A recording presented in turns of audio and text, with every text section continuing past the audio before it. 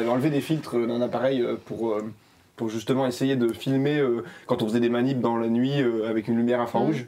Ah si, il y a un filtre. Ils sont trop forts. Ah ouais, c'est pas mal. Ça, ouais. Et ben on voit que je réfléchis moins parce que c'est moins chaud. Et moi je réfléchis beaucoup là.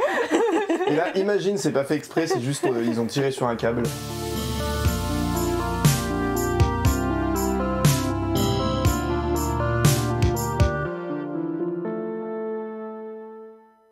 Donc, je fais mon travail. James Webb. On revient dessus, on a un super beau dessin ici. Le but, ça va être de l'agglomérer un peu, de petits détails pour qu'on comprenne un peu mieux comment ça marche. Ah, de le compléter. Ouais, exactement. De le compléter. D'ailleurs, il est dans l'autre sens que là. Ça a un intérêt ce que je suis en train de dire ou pas du tout? C'est-à-dire quoi? Je sais pas, il est pas dans l'autre. Il est pas. Lui, il est pas tourné dans ce sens-là par rapport au dessin. Tu vois, non, le dessin et la 3D sont pas dans. Là, t'es dans le bon sens. Ok, là, dans le bon sens. Enfin, dans le sens du dessin. D'accord. Bah, tout va bien du coup. En fait, j'ai vu un truc qui n'existait pas apparemment. Mince, non mais c'est peut-être qu'on voit pas un truc. Non mais je me suis dit que ça, là, la pièce là, elle était tordue comme ça. Tu vois, il y a un truc comme ça là. Et je me suis dit, et lui du coup il regardait vers là. Mais je pensais que c'était à l'envers, tu vois. Non? On est d'accord que là il est bien là. C'est comme ça qu'il est dans la réalité. Bah, c'est-à-dire Il regarde toujours du même côté ou pas? Bah non, parce qu'il tourne. Ah. Il tourne de... Ah oui, mais lui, est-ce qu'il tourne sur sa base? Ah non, Non. lui il est dos. Derrière lui, là il y a la lune, la terre et le soleil. Non, là. Ah oui, derrière les... Oh, ça devient compliqué là. Ouais. Oui.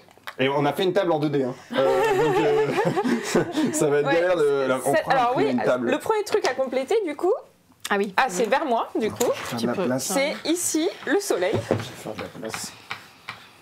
Touc. La terre. C'est le moment où on efface le dessin. Hop, hop, hop. Hop, je fais l'Afrique, l'Europe, les États-Unis, l'Amérique du Sud, le Canada. C'est super Voilà. bien dessiné. Oui, c'est magnifique. Et voilà, du coup, le premier ajout, embauchez-moi hein, pour les prochains lives, franchement, c'est que le web, cette partie-là, les miroirs, comme Emma l'a dit, ont besoin d'être protégés de la chaleur, d'être baissés en température, et surtout les instruments et les détecteurs des instruments. Okay. Donc on a ce grand bouclier thermique qui garde tout ça à l'ombre et refroidit. Ah ouais, là on voit une image du concept. Voilà, on a 5 couches qui refroidissent progressivement et on obtient moins 233 degrés. Et il y a un instrument en infrarouge moyen qui est refroidi à moins 266 degrés. Ah oui, donc là par rapport, là, les rayons du soleil viennent toujours là. Oui. C'est-à-dire que ça c'est toujours face au soleil. Et les émissions thermiques de la Terre ça, aussi. Oui. Tac, face au soleil. Et les émissions de la Terre et de la Lune. Et de la Lune. D'accord. Allez, je rajoute la Lune. Donc là quand tu dis des émissions, on parle des infrarouges qui sont projetés. Oui, c'est la lumière infrarouge. Voilà. Ok. Et ça, donc la lumière, elle arrive là-dedans, elle est refroidie. Normalement, elle est censée chauffer l'instrument, mais pour éviter ça, les boucliers ici, les fameuses couches qu'on a vues comme sur le schéma, elles baisse en refroidissent. température. Ok. Ça marche. Donc comme un. Et ici, c'est tout ce qui est communication avec la Terre. Tout ce qui va être communication avec la Terre va rester. Ah, le gros boîtier dessous là. Voilà. Ok. Notamment, donc c'est les antennes, c'est l'antenne. Bah, c'est tout ce qui n'a pas besoin et d'être bouclier protégé. solaire. Ouais, parce que ça va pas. On s'en fout que ça soit. Chauffé. Ouais. Bah, on a besoin de communiquer Okay. et les boucliers solaires parce que le web a quand même besoin de recevoir un les peu panneaux de solaires. photons. Ouais. Oui, j'ai du mal avec panneaux et boucliers. Bouclier, ça. c'est les... Voilà. Et les panneaux solaires. Ils sont dessous, ils sont sur le bouclier quoi. Ils sont pas dessinés ici, mais c'est des petites plaques qui sont. Peu importe dans quel Alors sens moi, elles je sont. pensais que c'était vraiment Oui, des ils sont grands. plutôt, ouais. Ok. Voilà. Ouais, on peut pousser un peu l'écran, mais ok. C'est... Donc ça, c'est toujours le côté qui est face au soleil. Ça, c'est le côté du coup qui va être face aux confins de l'univers. Moins 233. Voilà. Donc on a quand même un gradient de... Et là, on a à peu près 80. Ouais, on est presque à l'ébullition de l'eau. Ok. Donc on a quand même quasiment 300 degrés de différence entre chaque côté en fait du bouclier thermique. Donc il est très efficace. Donc il est extrêmement efficace, sachant que l'épaisseur c'est un quart de cheveu quoi. D'un bouclier. L'épaisseur d'un bouclier là. D'une couche. D'une des 5 couches. Parce qu'il y en a 5, nous il y en a que 4 sur notre pièce, mais il y en a 5. Donc une des 5 couches là, Oui. chaque couche fait moins d'un quart de cheveux. Moins d'un quart de cheveux En épaisseur. Mais non, mais c'est super fin. Ok. Et il y en a que, donc pour la petite histoire, il y en a qu'une on va dire on peut perdre une couche. Enfin, une couche pourrait être endommagée et le James Webb continuerait à fonctionner de façon optimale, mais si on a plus que 2 couches endommagées, là, on perd l'efficacité du James Webb. Donc on ne pourrait plus refroidir à moins 233 degrés les miroirs et les instruments. Qui ont besoin de cette température-là, quoi. Ah, on a une question. On a une question. Est-ce que c'est pile à la pleine lune que la lune nous indique sa direction? J'ai pas compris. J'ai pas compris la question dans le chat, il va falloir nous la redonner. Mais du coup là, lui, il est toujours ça, c'est côté soleil, ça c'est côté ce qu'on observe, quoi.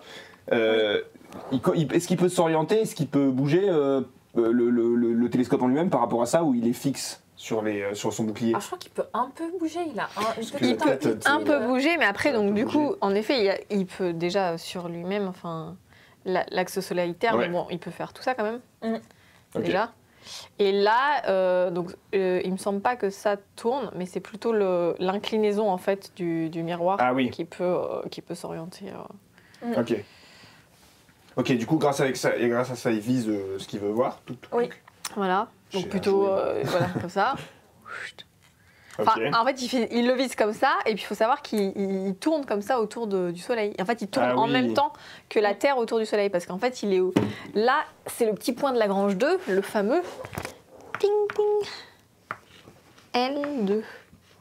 Donc, le schéma n'est absolument pas à l'échelle, mais ce point, voilà, oh la belle image, on les voit sur la belle illustration. Donc le point de Lagrange 2, voilà, on voit les différents points de Lagrange qui sont autour du système Terre-Soleil. Okay. C'est un point qui est situé derrière la Terre. Donc c'est des points fictifs, ouais. Donc le point de Lagrange 2, lui, il est derrière la Terre. Et donc il est intéressant parce que c'est un point qui a l'équilibre gravitationnel. Donc ça veut dire que si on met un objet en ce point-là, on n'a pas besoin de lui fournir de carburant pour qu'il tourne naturellement autour du Soleil en même temps que la Terre. Donc il va vraiment orbiter autour du Soleil en même temps que la Terre. Et donc, le James Webb, lui, il est alors pas exactement au point de Lagrange 2, mais en orbite autour du point de Lagrange 2. Et notamment du fait que s'il était exactement au point de Lagrange 2, il serait dans l'ombre totale de la Terre. Et vu qu'on a dit qu'il avait besoin de ces petits panneaux solaires pour continuer à fonctionner, c'est partie d'une des raisons pourquoi il est... voilà, là on le voit, avec cette animation, en fait, on voit donc le point de Lagrange 2 qui suit exactement l'orbite de la Terre autour du Soleil, et puis le James Webb qui est en train d'orbiter lui-même autour de ce point de Lagrange 2. Vu que c'est un point à l'équilibre gravitationnel, il y a quand même un point autour duquel en fait, on peut tourner. Et donc c'est là où se trouve le James Webb. Ok, trop bien. Donc du coup, il peut s'orienter comme ça, il peut choisir ce qu'il observe. La lumière qui vient directement, la lumière qu'il enregistre, pardon, elle vient directement sur le miroir primaire.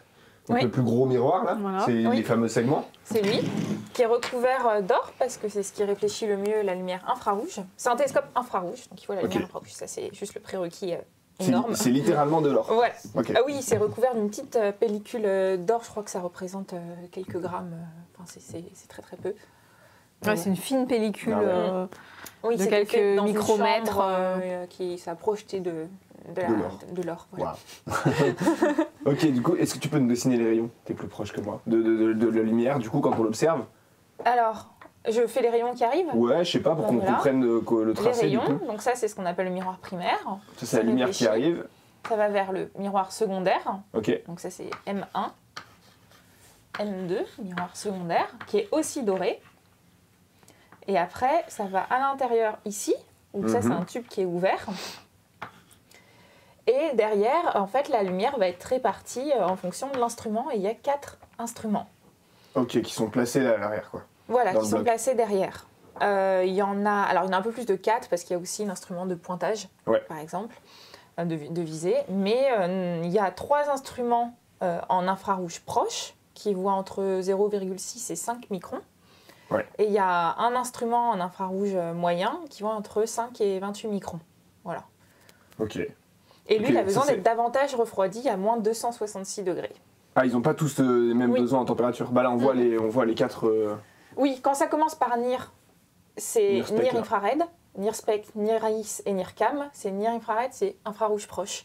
D'accord. Et quand ça commence par MIR, c'est mid infrared et c'est infrarouge moyen. D'accord. Voilà. Donc quand on parle de lumière infrarouge, on parle de lumière qui a une longueur d'onde un peu plus grande Oui, voilà, que nous on c'est ça. observe avec nos yeux.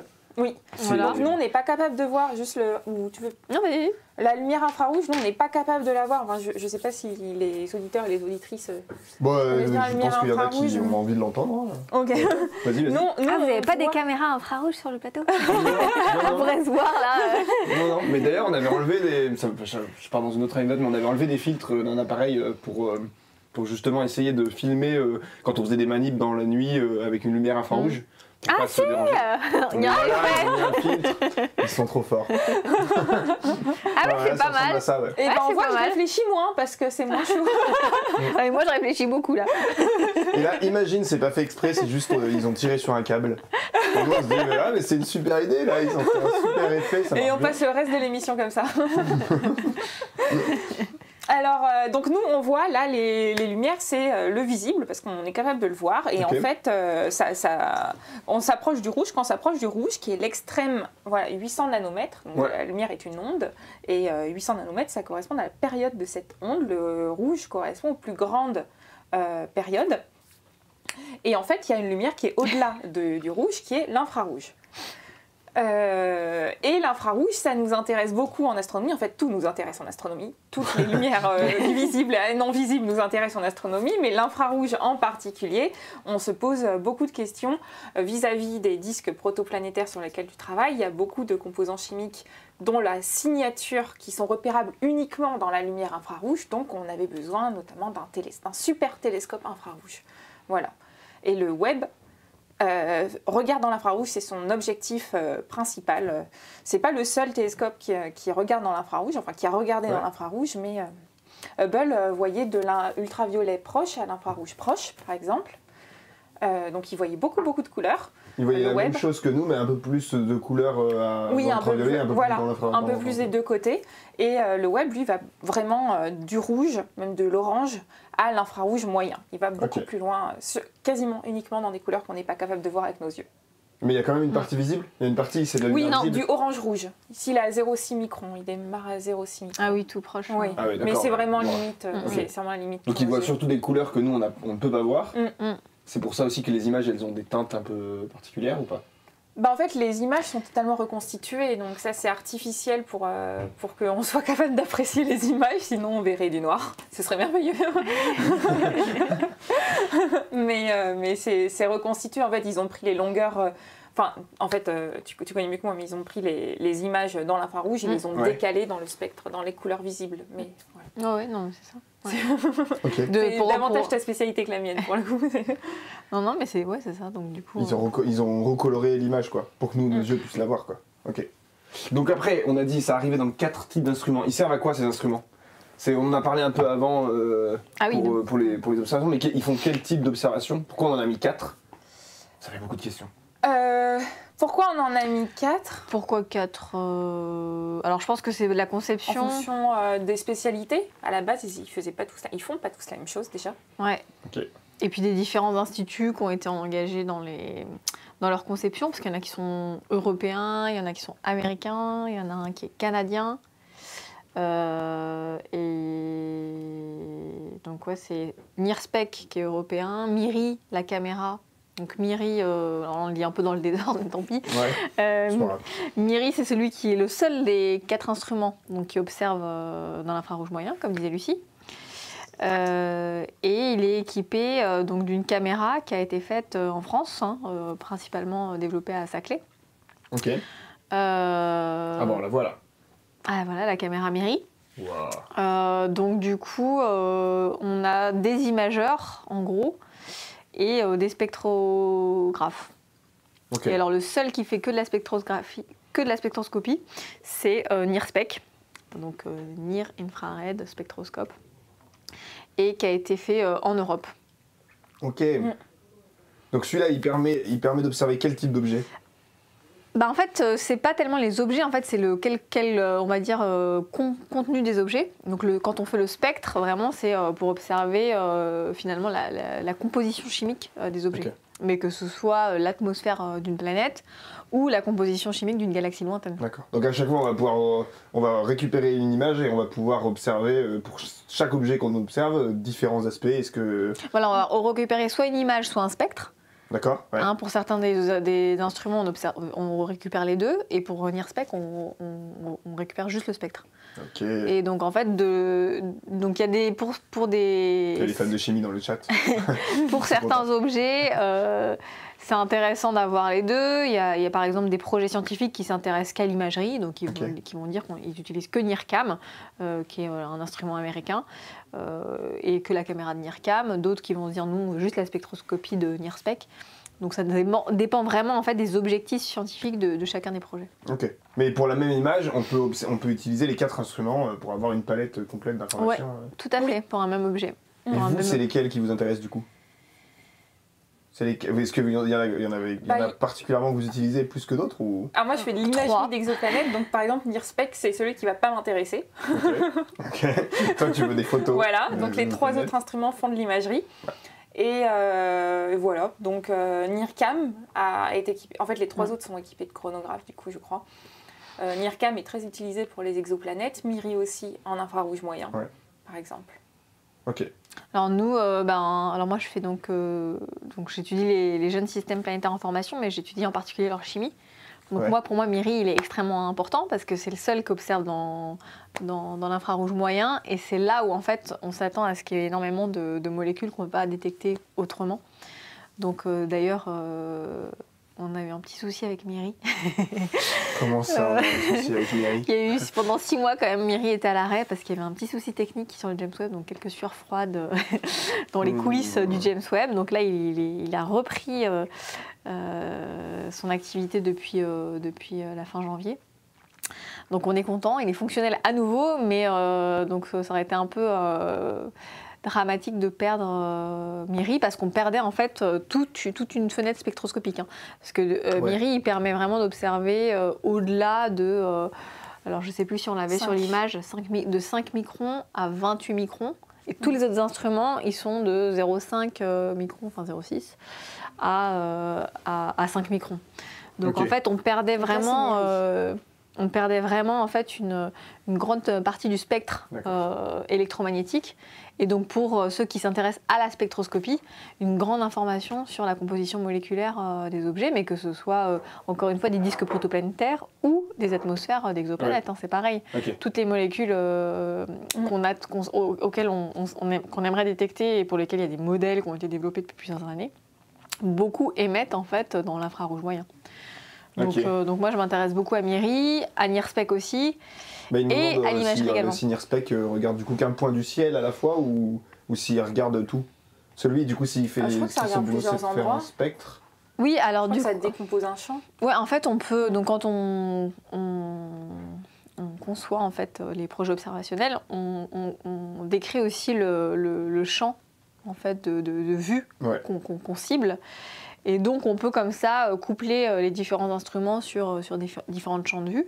Donc soit on peut décider de faire un champ de vue bien précis ou de faire une coupe le long d'un objet ou une espèce de mosaïque autour d'un objet. En fait ça dépend un peu de la morphologie de l'objet astrophysique qu'on observe et de ce qu'on veut en apprendre, quoi. Ok, ouais, donc on peut choisir, quoi. Et il y a un objet qu'il n'y a que MIRI qui peut regarder, c'est remonter aussi loin que possible dans le passé pour voir les premières galaxies en formation, etc. Parce que ça demande d'aller très loin dans l'infrarouge, le plus loin possible. Plus on va loin dans l'infrarouge, plus on voit des galaxies qui sont proches du Big Bang. Donc anciennes. Donc anciennes par rapport à nous. Et du coup, quand on n'avait pas MIRI, ça c'est problématique parce que MIRI est le seul instrument qui permet de faire ça proprement. Ok.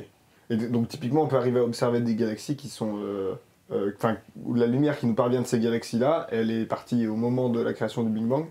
Quelques centaines de... 380 000 ans après le Big Bang. En fait, le Big Bang, c'est un plasma. Ah oui, on voit les images du Deep Field. Voilà, donc ça, c'est les premières images qui ont été faites avec... Alors cette image, elle était quand même impressionnante. C'est la première, non ? Alors non, oui, c'est l'une des premières, et puis c'est surtout de comparer en fait l'image de Hubble qu'on avait, alors non on la voit plus, mais on avait l'image de Hubble à gauche et l'image du James Webb à droite. Ouais. Hubble avait été fait en 12 jours pour obtenir la résolution qu'on avait à l'image et le nombre de galaxies et d'étoiles qu'on avait à l'image. Et celle qui avait été faite à droite par James Webb, c'était obtenu en une dizaine d'heures. Et on voyait beaucoup plus. 12 jours à 10 heures. Voilà. Donc, alors que l'image est bien plus... Et bien plus fournie en objets, bien plus brillant, enfin avec des objets, plus d'objets et plus de netteté sur l'image. Et là, on voit, je pense, l'une des galaxies les plus vieilles détectées à ce jour. Donc alors, en fait, le James Webb fait cette annonce régulièrement de la plus jeune galaxie qu'il a découverte. Donc pour ceux qui suivent un peu, ils disent mais attendez, ils ont déjà dit ça il y a un mois. Donc forcément, signe. Donc c'est très bon signe et c'est aussi bon. Alors c'est sûr que les gens sont un peu à la course à la découverte. Donc ils sont tous à courir après un peu les découvertes qui vont faire le buzz et du coup, donc il y a eu quelques petites erreurs, on va dire, dans la littérature. Enfin, les gens sont un peu empressés de publier forcément des articles au sujet des données du James Webb, et il y en a qui sont un peu avancés en fait dans les prédictions des âges de certaines galaxies qui ont après été contredites dans d'autres publications qui n'étaient peut-être pas si jeunes que ce qui avait été pensé initialement. Donc il y a un petit peu une guerre dans cette communauté de trouver la galaxie la plus jeune. Oh là là là là là là.